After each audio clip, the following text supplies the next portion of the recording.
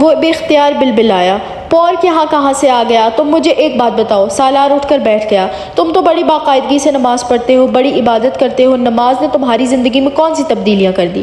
مجھے بے سکونی نہیں ہے، حالانکہ تمہارے فارمولے کے مطابق تمہیں بھی بے سکونی ہونی چاہیے، کیونکہ تم بھی بہت سے غلط کام کرتے ہو۔ سالار نے ترکی با ترکی جواب دیا۔ مثلاً میں کیا غلط کام کرتا ہوں؟ تم جانتے ہو میرے دہرانے کی ضرورت نہیں ہے۔ میں نہیں جانتا، تم دہراؤ۔ سعد نے جیسے اسے چیلنج کیا۔ سالار اسے کچھ دیر دیکھتا رہا، پھر اس نے کہا، میں نہیں سمجھتا سعد کہ صرف عبادت کرنے سے ہی زندگی میں کوئی تبدیلیاں رونما ہوتی ہیں۔ اچھے کاموں یا کردار کا تعلق عبادت کرنے یا نہ کرنے سے نہیں ہوتا۔ سعد نے اس کی بات کاٹ دی۔ میں اسی لیے تم سے کہتا ہوں کہ اپنے مذہب میں کچھ دلچسپی لو، اسلام کے بارے میں کچھ علم حاصل کرو، تاکہ اپنی اس غلط قسم کی فلسفی اور سوچ کو بدل سکو۔ میری سوچ غلط نہیں ہے، میں نے مذہبی لوگوں سے زیادہ جھوٹا، منافق اور دھوکے باز کسی کو نہیں پایا۔ میں امید کرتا ہوں تم برا نہیں مانو گے، مگر میں سچ کہہ رہا ہوں۔ ابھی تک مجھے 3 ایسے لوگوں سے واسطہ پڑا جو بڑے مسلمان بنتے ہیں اور اسلام کی بات کرتے ہیں، اور تینوں فیک ہیں۔ وہ بڑی تلخی سے کہہ رہا تھا۔ سب سے پہلے میں ایک لڑکی سے ملا، وہ بھی بڑی مذہبی بنتی تھی، پردہ کرتی تھی، بڑی پارسا اور پاک باز ہونے کا ڈرامہ کرتی تھی، اور ساتھ میں ایک لڑکے کے ساتھ افیئر چلا رہی تھی۔ اپنے منگیتر کے ساتھ ہوتے ہوئے اس کے لیے گھر سے بھاگ بھی گئی۔ اسے ضرورت پڑی تو اس نے ایک ایسے شخص کی بھی مدد لی جسے وہ بہت برا سمجھتی تھی، یعنی اسے اپنے فائدے کے لیے استعمال کرنے میں کوئی آڑ نہیں سمجھا۔ اس محترمہ پارسا خاتون نے، اس کے لبوں پر استہزائیہ مسکراہٹ تھی۔ اس کے بعد میں ایک اور آدمی سے ملا جس نے داڑھی رکھی ہوئی تھی، بڑا پکا اور سچا قسم کا مسلمان تھا وہ بھی، لیکن اس نے اس لڑکی کی مدد نہیں کی جس نے اس سے بھیک مانگی تھی، مدد کی۔ اس نے اس لڑکی سے شادی نہیں کی جسے وہ محبت کے نام پر بے وقوف بناتا رہا۔ اور ابھی کچھ عرصے پہلے میں یہاں امریکہ میں اس سے ملا تو اس کی داڑھی بھی غائب ہو چکی تھی، شاید اس کے اسلام کے ساتھ۔ وہ ہنسا۔ اور تیسرے تم ہو، تم پورک نہیں کھاتے، صرف یہ ایک حرام کام ہے جو تم نہیں کرتے، باقی تمہارے لیے سب جائز ہے۔ جھوٹ بولنا، شراب پینا، زنا کرنا، کلب میں جانا، غیبت کرنا، دوسروں کا مذاق اڑانا، حالانکہ ویسے تم بڑے نیک ہو، تم نے داڑھی رکھی ہوئی ہے۔ تم ہمارا دماغ کھا جاتے ہو اسلام کی باتیں کر کر کے، زبردستی نماز پڑھانے پر تلے رہتے ہو، ہر بات میں مذہب کا حوالہ لے آتے ہو، یہ آیت اور وہ حدیث، وہ آیت اور یہ حدیث، اس کے علاوہ تمہاری زبان پر اور کچھ ہوتا ہی نہیں۔ اور جب میں تمہارا عمل دیکھتا ہوں تو میں ذرا بھر بھی تم سے متاثر نہیں ہوتا۔ کتنا مشکل ہوتا ہے اسلام کے بارے میں تمہارا لیکچر سننا، میں تمہیں بتا نہیں سکتا۔ مجھ میں اور تم میں زیادہ فرق تو نہیں ہے، تم داڑھی رکھ کر اور اسلام کر کے وہ سارے کام کرتے ہو جو میں داڑھی رکھ کے اور اسلام کی بات کیے بغیر کرتا ہوں۔ عبادت نے کیا انقلاب برپا کیا ہے تمہاری زندگی میں، سوائے اس کے کہ تمہیں ایک خوش فہمی ہو گئی ہے کہ تم سیدھے جنت میں جاؤ گے اور ہم سارے دوزخ میں۔ تمہارے قول و فعل میں اگر یہ تضاد نہ ہو تو میں کبھی تم سے یہ سب نہ کہتا، مگر میں تم سے ریکویسٹ کرتا ہوں کہ تم دوسروں کو مذہب کی طرف راغب کرنے کی کوشش نہ کیا کرو، کیونکہ میں سمجھتا ہوں کہ تم خود بھی مذہب کے صحیح مفہوم سے واقف نہیں ہو۔ اب میری ان ساری باتوں کو مائنڈ مت کرنا۔ سالار اب ٹیبل پر پڑا ہوا ایک سگریٹ سلگا رہا تھا۔ ساتھ تقریباً گنگا ہو گیا تھا۔ ٹھیک ہے، مجھ سے کچھ غلطیاں ہو جاتی ہیں، مگر اللہ انسان کو معاف کر دیتا ہے، اور میں نے کبھی یہ تو نہیں کہا کہ میں بہت ہی اچھا مسلمان ہوں اور میں ضرور جنت میں جاؤں گا، لیکن میں اگر ایک اچھا کام کرتا ہوں اور دوسروں کو اس کی ہدایت کرتا ہوں تو یہ اللہ کی طرف سے مجھ پر فرض ہے۔ سعد نے کچھ دیر خاموش رہنے کے بعد اس سے کہا، سعد، تم خواہ بخواہ دوسروں کی ذمہ داری اپنے سر پر مت لو، پہلے اپنے آپ کو ٹھیک کرو، پھر دوسروں کو ٹھیک کرنے کی کوشش کرو، تاکہ تمہیں کوئی منافق نہ کہہ سکے۔ اور جہاں تک اللہ کے معاف کر دینے کا تعلق ہے، اگر تمہارا یہ خیال ہے کہ وہ تمہاری غلطیوں کو معاف کر سکتا ہے تو پھر وہ ہمیں بھی معاف کر سکتا ہے، ہمارے گناہوں کے لیے۔ تم اگر یہ سمجھتے ہو کہ لوگوں کو اسلام کی طرف راغب کرنے سے تمہاری نیکیوں میں اضافہ ہوگا اور تم اپنے گناہوں سمیت اللہ کے قریب ہو جاؤ گے، تو ایسا نہیں ہوگا۔ بہتر ہے تم اپنا ٹریک ریکارڈ ٹھیک کرو، صرف اپنے آپ کو دیکھو، دوسروں کو نیک بنانے کی کوشش نہ کرو، ہمیں برا ہی رہنے دو۔ اس نے ترشی سے کہا۔ اس لمحے اس کے دل میں جو آیا اس نے سعد سے کہہ دیا۔ جب وہ خاموش ہوا تو سعد اٹھ کر چلا گیا۔ اس دن کے بعد اس نے دوبارہ کبھی سالار کے سامنے اسلام کی بات نہیں کی۔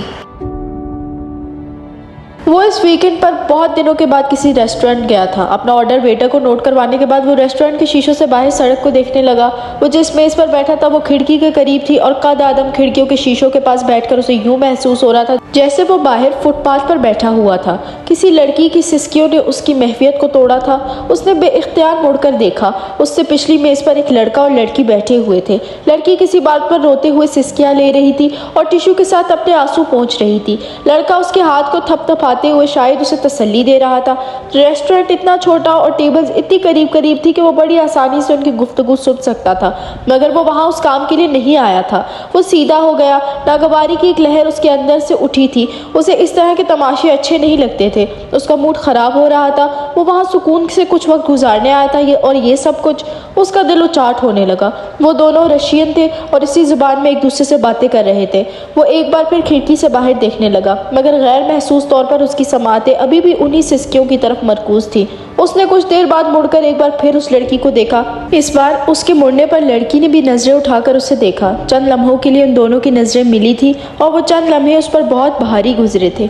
उसकी आंखें मुतवर्रम और सुर्ख हो रही थी। उसे एकदम एक और चेहरा याद आया, इमामा हाशिम का चेहरा, उसकी मुतवर्रम आंखें। वेटर उसका ऑर्डर लेकर आ चुका था और वो उसे सर्व करने लगा। उसने पानी के चंद घूंट पीते हुए अपने जहन से उस चेहरे को झटकने की कोशिश की। उसने चंद गहरे सांस लिए। वेटर ने अपना काम करते करते उसे गौर से देखा, मगर सालार खिड़की से बाहर देखने में मसरूफ था।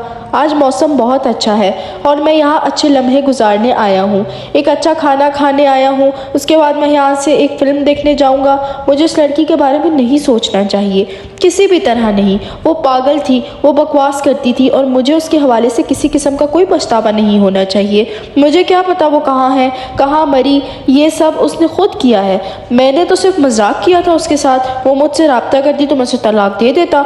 नाशऊरी तौर पर खुद को समझाते समझाते एक बार फिर उसका पछतावा उसके सामने आने लगा था। पीछे बैठी हुई लड़की की सिसकियां अब उसके दिमाग में नेज़े की तरह चुभ रही थी। मैं अपनी टेबल तब्दील करना चाहता हूँ, उसने बड़े खुरदरे अंदाज में वेटर को मुखातिब किया। वेटर हैरान हो गया। किस लिए सर? या तो इन दोनों की टेबल तब्दील कर दो या मेरी, उसने हाथ के इशारे से कहा। वेटर ने एक नज़र इस जोड़े को देखा, फिर वो सालार का मसला समझा या नहीं, मगर उसने कोने में लगी हुई एक टेबल पर सालार को बिठा दिया। सालार को चंद लम्हों के लिए वहाँ आकर वाकई सुकून मिला था। सिसकियों की आवाज़ अब वहाँ नहीं आ रही थी, मगर अब उस लड़की का चेहरा उसके बिल्कुल सामने था। चावलों का पहला चम्मच मुंह में डालते ही उसकी नज़र उस लड़की पर दोबारा पड़ी। वो एक बार फिर बदमज़ा हो गया। उसे हर चीज़ यकदम बेजायका लगने लगी थी। ये यकीनन उसकी जहनी कैफियत थी, वरना वहाँ का खाना बहुत अच्छा होता था। इंसान नेमतों का शुक्र अदा कर ही नहीं सकता। ये मेरी ज़ुबान पर जायका चखने की हिस्स है। ये कितनी बड़ी नेमत है कि मैं अगर कोई चीज़ खाती हूँ तो मैं इसका जायका महसूस कर सकती हूँ। अच्छा खाना खाकर खुशी महसूस कर सकती हूँ। बहुत से लोग इस नेमत से भी महरूम होते हैं। उसके कानों में एक आवाज़ गूंजी थी और यह शायद इंतहा साबित हुई। वो किसी आतिश फिशा की तरह फट पड़ा। उसने पूरी कुव्वत से चम्मच अपनी प्लेट में पटका और बुलंद आवाज़ में धाड़ा, shut up, just shut up. Restaurant में यकदम खामोशी छा गई। You beach, you bastard, just shut up. वो अब अपनी सीट से खड़ा हो गया था। उसका चेहरा सुर्ख हो रहा था। तुम मेरे जहन से निकल क्यों नहीं जाती? दोनों कनपटियों पर हाथ रखते हुए वो चिल्लाया, मैं तुम्हें मार डालूंगा अगर तुम मुझे दोबारा नजर आई। वो एक बार फिर चिल्लाया और फिर उसने पानी का ग्लास उठाकर पानी पिया और उस वक्त पहली बार उसे रेस्टोरेंट में बैठे हुए लोगों, उनकी नज़रों का एहसास हुआ। वो सब उसे देख रहे थे। एक वेटर उसकी तरफ आ रहा था। उसके चेहरे पर तशवीश थी। आपकी तबीयत ठीक है सर? सालार ने कुछ भी कहे बगैर अपना वॉलेट निकाला और चंद करेंसी नोट टेबल पर रख दिए। एक लफ्ज़ भी मजीद कहे बगैर वो रेस्टोरेंट से निकल गया। वो इमामा नहीं थी, एक भूत था जो उसे चिमट गया था। वो जहाँ जाता वो वहाँ होती, कहीं उसका चेहरा, कहीं उसकी आवाज़, और जहाँ ये दोनों चीज़ें ना होती वहाँ सालार का पछतावा होता। वो एक चीज़ भूलने की कोशिश करता तो दूसरी चीज़ उसके सामने आकर खड़ी हो जाती। पाँच दफ़ा वो इतना मुश्ताल हो जाता कि उसका दिल चाहता वो उसे दोबारा मिले तो उसका गला दबा दे या उसे शूट कर दे। उसे उसकी हर बात से नफरत थी। उस रात उसके साथ सफ़र में गुजारे जाने वाले चंद घंटे उसकी पूरी ज़िंदगी को तबाह कर चुके थे। मगर आप क्यों आ रहे हैं? सालार ने झंझलाकर अपने सबसे बड़े भाई से पूछा। वो दोनों फ़ोन पर बात कर रहे थे और उसने सालार को चंद दिनों बाद न्यू हेवन आने की इत्तला दी थी। सालार उस वक्त रूटीन की ज़िंदगी गुजार रहा होता तो वो उस इत्तला पर यकीनन खुश होता, मगर वो इस वक्त जहनी अबतरी के जिस दौर से गुजर रहा था उसमें कामरान का आना उसे बेहद नागवार गुजर रहा था और वो ये नागवारी छुपा भी नहीं सका। क्या मतलब है तुम्हारा, क्यों आ रहे हैं? तुमसे मिलने के लिए आ रहा हूँ। कामरान उसके लहजे पर कुछ हैरान हुआ। और पापा ने भी कहा है कि मैं तुमसे मिलने के लिए जाऊँ। वो होन भींचे उसकी बात सुनता रहा। तुम मुझे एयरपोर्ट से पिक कर लेना, मैं तुम्हें एक दिन पहले अपनी फ़्लाइट की टाइमिंग के बारे में बता दूंगा। कुछ देर इधर उधर की बातें करने के बाद उसने फ़ोन बंद कर दिया। 4 दिन के बाद उसने कामरान को एयरपोर्ट से रिसीव किया। वो सालार को देखकर हैरान रह गया। تم بیمار ہو؟ اس نے چھوٹتے ہی سالار سے پوچھا۔ نہیں، میں بالکل ٹھیک ہوں، سالار نے مسکرانے کی کوشش کی۔ لگ تو نہیں رہے ہو؟ کامران کی تشویش میں کچھ اور اضافہ ہونے لگا۔ وہ آنکھوں میں آنکھیں ڈال کر بات کیا کرتا تھا، آج خلاف معمول وہ آنکھیں چرا رہا تھا۔ گاڑی ڈرائیو کرتے ہوئے وہ بہت غور سے سالار کو دیکھتا رہا۔ وہ بے حد احتیاط سے ڈرائیو کر رہا تھا۔ کامران کو حیرانی ہوئی تھی، وہ اس قدر ریش ڈرائیونگ کرتا تھا کہ اس کے ساتھ بیٹھے ہوئے بڑے سے بڑے جیدار آدمی ڈرتا تھا۔ ساتھ کو یہ ایک مثبت تبدیلی لگی تھی، مگر یہ واحد مثبت تبدیلی تھی جو اس نے محسوس کی تھی۔ باقی تبدیلیاں اس کو پریشان کر رہی تھی۔ اسٹڈیز کیسی جا رہی ہیں تمہاری؟ ٹھیک ہے، اسے سفر کے دوران بھی اسی طرح کے جواب ملتے رہے تھے۔ یہ اس کے اپارٹمنٹ کی حالت تھی جس نے کامران کے اضطراب کو اتنا بڑھا دیا کہ وہ کچھ مشتعل ہو گیا تھا۔ یہ تمہارا اپارٹمنٹ ہے سالار؟ مائی گاڈ! سالار کے پیچھے اس کے اپارٹمنٹ میں داخل ہوتے ہی وہ چلا اٹھا تھا۔ سالار اپنی چیزوں کو جس طرح منظم رکھنے کا عادی تھا، وہ نظم و ضبط وہاں نظر نہیں آ رہا تھا۔ وہاں ہر چیز ابتر حالت میں نظر آ رہی تھی۔ جگہ جگہ اس کے کپڑے، جرابیں اور جوتے بکھرے پڑے تھے۔ کتابوں، اخباروں اور میگزینز کا بھی یہی حال تھا۔ کچن کی حالت سب سے بری تھی اور باتھ روم اس سے بھی زیادہ۔ کامران نے کچھ شوق کی حالت میں پورے اپارٹمنٹ کا جائزہ لیا۔ کتنے ماہ سے تم نے صفائی نہیں کی ہے؟ میں ابھی کر دیتا ہوں، سالار نے سرد مہری کے عالم میں چیزیں اٹھاتے ہوئے کہا۔ تم اس طرح رہنے کے عادی تو نہیں تھے، اب کیا ہو گیا؟ کامران بہت پریشان تھا۔ کامران نے اچانک ایک میز پر سگریٹ کے ٹکڑوں سے بھری اس ٹرے کے پاس جا کر سگریٹ کے ٹکڑوں کو سونگھنا شروع کر دیا۔ سالار نے چپتی ہوئی تیز نظروں سے اپنے بھائی کو دیکھا مگر کچھ کہا نہیں۔ کامران نے چند لمحوں کے بعد وہ اس ٹرے نیچے پٹخ دیا۔ Salar, what are you up to this time? مجھے صاف صاف بتاؤ، مسئلہ کیا ہے؟ ڈرگز استعمال کر رہے ہو تم؟ نہیں، میں کچھ استعمال نہیں کر رہا، اس کے جواب نے کامران کو خاصا مشتعل کر دیا۔ وہ اسے کندھے سے پکڑ کر تقریباً کھینچتے ہوئے باتھ روم کے آئینے کے سامنے لے آیا۔ شکل دیکھو اپنی، ڈرگ ایڈکٹ والی شکل ہے یا نہیں؟ اور حرکتیں تو بالکل ویسی ہی ہیں۔ دیکھو، نظریں اٹھاؤ اپنی، چہرہ دیکھو اپنا۔ وہ اب اسے کالر سے کھینچتے ہوئے کہہ رہا تھا۔ سالار آئینے میں اپنے آپ کو دیکھے بغیر بھی جانتا تھا کہ وہ اس وقت کیسا نظر آ رہا ہوگا۔ گہرے حلقوں اور بڑی ہوئی شیو کے ساتھ وہ کیسا نظر آ سکتا تھا؟ رہی سہی کسر ان محاسوں اور ہونٹوں پر جمی ہوئی پیپڑیوں نے پوری کر دی تھی جو بے تحاشا کافی اور سگریٹ پینے کا نتیجہ تھے۔ محاسوں کی وجہ سے اس نے روز شیو کرنی بند کر دی تھی۔ کچھ ناراضگی کے عالم میں اس نے کامران سے اپنا کالر چھڑایا اور آئینے پر نظریں دوڑائے بغیر باتھ روم سے نکلنے کی کوشش کی۔ لعنت برس رہی ہے تمہاری شکل پر۔ لعنت وہ لفظ تھا جو کامران اکثر استعمال کیا کرتا تھا۔ سالار نے پہلے کبھی اس لفظ کو محسوس نہیں کیا تھا، مگر اس وقت کامران کے منہ سے ہی جملہ سن کر وہ جیسے بھڑک اٹھا تھا۔ ہاں، لعنت برس رہی ہے میری شکل پر تو؟ وہ قدرے بھپرے ہوئے انداز میں کامران کے سامنے تن کر کھڑا ہو گیا۔ جب میں کہہ رہا ہوں کہ میں ڈرگز نہیں لے رہا تو میں نہیں لے رہا، آپ کو میرا یقین کرنا چاہیے۔ تم پر یقین؟ کامران نے طنزیہ لہجے میں اس کے پیچھے باتھ روم سے باہر نکلتے ہوئے کہا۔ اس نے ہون بھینچ لیے اور کمرے کی چیزیں سمیٹنے کا کام جاری رکھا۔ یونیورسٹی جا رہے ہو تم؟ ساتھ کو اچانک ایک اور اندیشہ ہوا۔ جا رہا ہوں، وہ چیزیں اٹھاتا رہا۔ کامران کو تسلی نہیں ہوئی۔ میرے ساتھ ہاسپٹل چلو، میں تمہارا چیک اپ کروانا چاہتا ہوں۔ اگر آپ یہ سب کرنے آئے ہیں تو بہتر ہے واپس چلے جائیں۔ میں کوئی کنڈر گارڈن کا بچہ نہیں ہوں، میں اپنا خیال رکھ سکتا ہوں۔ کامران نے اس بار کچھ کہنے کے بجائے اس کے ساتھ مل کر چیزیں اٹھانی شروع کر دی۔ سالار نے اطمینان کا سانس لیا۔ اس کا خیال تھا کہ اب وہ اس معاملے پر دوبارہ بحث نہیں کرے گا، مگر یہ اس کا اندازہ غلط تھا۔ کامران نے اس کے پاس اپنا قیام اور لمبا کر دیا۔ 2-3 دن کی بجائے وہ ایک پورا ہفتہ وہاں رہا۔ سالار اس کے قیام کے دوران باقاعدگی سے یونیورسٹی جاتا رہا، مگر کامران اس دوران اس کے دوستوں اور یونیورسٹی کے پروفیسر سے ملتا رہا۔ سیمسٹر میں فیل ہونے کی خبر بھی اسے سالار کے دوستوں سے ہی ملی تھی اور کامران کے لیے یہ ایک شوق تھا۔ سالار سے کچھ بھی توقع کی جا سکتی تھی، مگر سیمسٹر میں فیل ہونا، اور وہ بھی اس بری طرح جبکہ وہ کچھ عرصے پہلے تک یونیورسٹی کے پچھلے ریکارڈز بریک کرتے ہوئے ٹاپ کر رہا تھا۔ اس بار اس نے سالار سے اس معاملے کو ڈسکس نہیں کیا، بلکہ پاکستان سکندر عثمان کو فون کر کے سارے معاملے سے آگاہ کر دیا۔ سکندر عثمان کے پیروں تلے سے ایک بار پھر زمین نکل گئی تھی۔ سالار نے اپنا سابقہ ریکارڈ برقرار رکھا تھا۔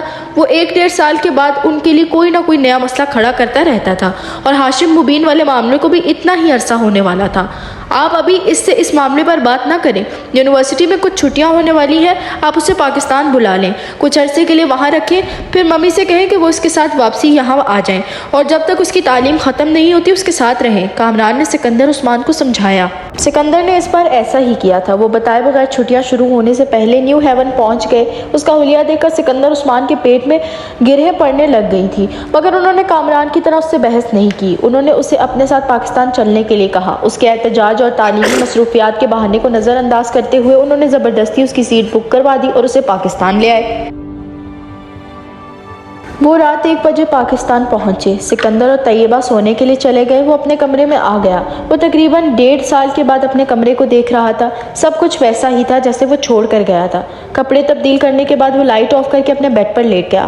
وہ فلائٹ کے دوران سوتا رہا تھا، اس لیے اس وقت اسے نیند محسوس نہیں ہو رہی تھی۔ شاید یہ جغرافیائی تبدیلی تھی جس کی وجہ سے وہ سو نہیں پا رہا تھا۔ میں واقعی آہستہ آہستہ بے خوابی کا شکار ہو جاؤں گا، اس نے تاریکی میں کمرے کی چھت کو گھورتے ہوئے کہا۔ کچھ دیر اسی طرح بیٹھ کروٹیں بدلتے رہنے کے بعد وہ اٹھ بیٹھا۔ کمرے کی کھڑکیوں کی طرف جاتے ہوئے اس نے پردوں کو ہٹا دیا۔ اس کی کھڑکیوں کے پار وسیع سائیڈ لان کی دوسری طرف ہاشم مبین کا گھر نظر آ رہا تھا۔ اس نے اتنے سالوں اس کھڑکی کے پردے آگے پیچھے کرتے کبھی ہاشم مبین کے گھر پر غور نہیں کیا تھا، مگر اس وقت وہ بہت دیر تک تاریکی میں اس گھر کے اوپر والے فلور کی لائٹ میں نظر آنے والی اس عمارت کو دیکھتا رہا۔ بہت ساری باتیں اسے یکدم یاد آنے لگی تھی۔ اس نے پردے ایک بار پھر برابر کر دیے۔ وسیم کے گھر والوں کو امامہ کا پتہ چلا؟ اس نے اگلے دن ناصرہ سے پوچھا۔ ناصرہ نے اسے کچھ عجیب نظروں سے دیکھا۔ نہیں جی، کہاں پتہ چلا، انہوں نے تو ایک ایک جگہ چھان ماری مگر کہیں کچھ پتہ نہیں چلا۔ انہیں شک ابھی بھی آپ پر ہی ہے، سلمہ بی بی تو بہت گالیاں دیتی ہیں آپ کو۔ سالار اسے دیکھتا رہا۔ گھر کے نوکروں سے بھی پولیس نے بڑی پوچھ گچھ کی، مگر میں نے تو مجال ہے ذرا بھی کچھ بتایا ہو۔ انہوں نے مجھے کام سے بھی نکال دیا تھا، مجھے بھی، میری بیٹی کو بھی، پھر بعد میں دوبارہ رکھ لیا۔ آپ کے بارے میں مجھ سے پوچھتے رہتے ہیں، شاید رکھا بھی ان لوگوں نے دوبارہ اسی لیے ہے کہ یہاں کی خبریں میں وہاں دیتی رہوں، میں بھی آئیں بائیں شائیں کر کے ٹال دیتی ہوں۔ وہ بات کو کہاں سے کہاں لے کر جا رہی تھی۔ سالار نے فوراً مداخلت کی۔ پولیس ابھی بھی ڈھونڈ رہی ہے؟ ہاں جی، ابھی بھی تلاش کر رہے ہیں، مجھے زیادہ تو پتہ نہیں، وہ لوگ ہر چیز چھپاتے ہیں نوکروں سے، امامہ بی بی کی بات بھی نہیں کرتے ہمارے سامنے، مگر پھر بھی کبھی کبھار کوئی اڑتی خبر مل جاتی ہے ہمیں۔ سالار صاحب، کیا آپ کو بھی امامہ بی بی کا پتہ نہیں ہے؟ ناصرہ نے بات کرتے کرتے اچانک اس سے پوچھا۔ مجھے کیسے پتہ ہو سکتا ہے؟ سالار نے ناصرہ کو گھورا۔ ایسے ہی پوچھ رہی ہوں جی، آپ کے ساتھ ان کی دوستی تھی اس لیے میں نے سوچا شاید آپ کو پتہ ہو۔ وہ جو ایک بار آپ نے میرے ہاتھ کچھ کاغذ بھجوائے تھے وہ کس لیے تھے؟ اس کا تجسس اب تشویشناک حد تک بڑھ چکا تھا۔ اس گھر کے کاغذات تھے، میں نے یہ گھر اس کے نام کر دیا تھا۔ ناصرہ کا منہ کھلا کا کھلا رہ گیا، پھر وہ کچھ سنبھلی۔ پر جی، یہ گھر تو سکندر صاحب کے نام پر ہے۔ ہاں، مگر یہ مجھے تب پتہ نہیں تھا۔ یہ بات تم نے ان لوگوں کو بتائی ہے کہ تم یہاں سے کوئی کاغذ لے کر اس کے پاس گئی تھی؟ ناصرہ نے کانوں کو ہاتھ لگائے۔ توبہ کریں جی، میں نے کیوں بتانا تھا؟ میں نے تو سکندر صاحب کو نہیں بتایا، اور یہی بہتر ہے کہ تم اپنا منہ اسی طرح ہمیشہ کے لیے بند رکھو۔ اگر یہ بات ان کو پتہ چلی تو پاپا تمہیں سامان سمیت گھر سے اٹھا کر باہر پھینک دیں گے۔ تم ان کے غصے کو جانتی ہو، جاؤ اب یہاں سے، سالار نے ترشی سے کہا۔ ناصرہ خاموشی سے اس کے کمرے سے نکل گئی۔ وہ ویکینڈ پر کبھی کبھار ہائیکنگ کے لیے مارگلا کی پہاڑیوں پر جایا کرتا تھا۔ وہ ویکینڈ نہیں تھا، مگر اچانک ہی اس کا موڈ وہاں جانے کا بن گیا۔ ہمیشہ کی طرح گاڑی نیچے پارک کر کے وہ ایک بیگ اپنی پشت پر ڈالے ہائیکنگ کرتا رہا۔ واپسی کا سفر اس نے تب شروع کیا جب سائے لمبے ہونے لگے۔ وہ اندازہ کر سکتا تھا کہ اسے اپنی گاڑی تک پہنچنے میں 2 گھنٹے لگیں گے۔ واپسی کے سفر کو کچھ تیزی سے طے کرنے کے لیے وہ سڑک پر آ گیا جہاں سے عام طور پر لوگ گزرتے تھے۔ اس نے ابھی کچھ فاصلہ طے ہی کیا تھا جب اسے اپنے پیچھے تیز قدموں کی آواز سنائی دی۔ سالار نے ایک نظر مڑ کر دیکھا۔ وہ 2 لڑکے تھے جو اس سے کافی پیچھے تھے مگر بہت تیزی سے آگے آ رہے تھے۔ سالار نے گردن واپس موڑ لی اور اسی طرح اپنے نیچے کا سفر جاری رکھا۔ اسے اپنے حلیے سے وہ لڑکے مشکوک نہیں لگے تھے۔ جینز اور شرٹس میں ملبوس ان کا حلیہ عام لڑکوں جیسا تھا، مگر پھر چلتے چلتے اسے یکدم کوئی اپنے بالکل عقب میں محسوس ہوا۔ وہ برق رفتاری سے پلٹا اور ساکت ہو گیا۔ ان دونوں لڑکوں کے ہاتھ میں ریوالور تھے اور وہ اس کے بالکل سامنے تھے۔ اپنے ہاتھ اوپر کرو ورنہ ہم تمہیں شوٹ کر دیں گے، ان میں سے ایک نے بلند آواز سے کہا۔ سالار نے بے اختیار اپنے ہاتھ اوپر اٹھا دیے۔ ان میں سے ایک اس کے پیچھے گیا اور بہت تیزی سے اس نے اسے کھینچتے ہوئے دھکا دیا۔ سالار لڑکھڑایا مگر سنبھل گیا۔ ادھر چلو، سالار نے کسی قسم کی مزاحمت کیے بغیر اس طرف چلنا شروع کر دیا جہاں وہ اسے سڑک سے ہٹانا چاہتے تھے تاکہ کوئی یکدم وہاں نہ آ جائے۔